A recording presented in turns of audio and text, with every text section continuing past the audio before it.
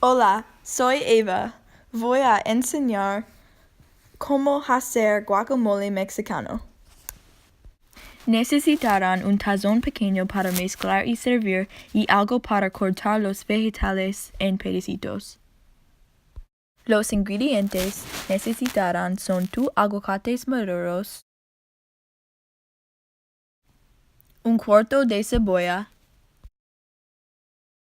cilantro picado, jugo de lima,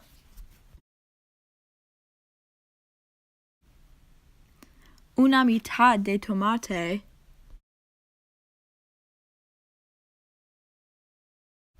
y una cucharada de sal. Para instrucciones, primero piquen los aguacates y córtenlos en media. Corten el tomate y cebolla también en pedacitos con un cortador de comida.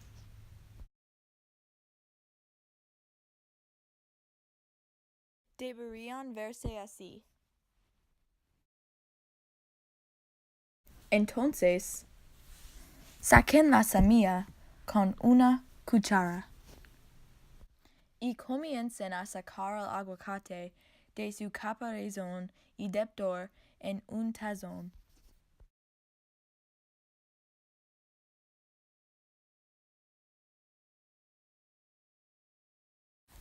Cuando todo el aguacate está en el tazón, machaquen el aguacate en un molcajete hasta que tiene la consistencia que desean.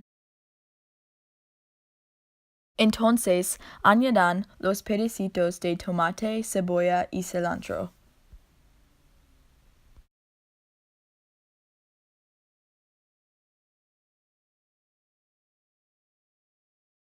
Añadan un apretón del jugo de lima y un chorrito de sal también para sabor delicioso. Revuelven ligeramente.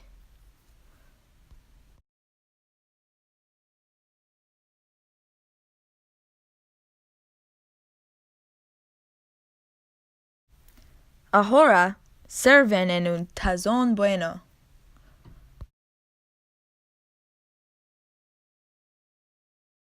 Si lo desea, sirvan con sus tortillas favoritas.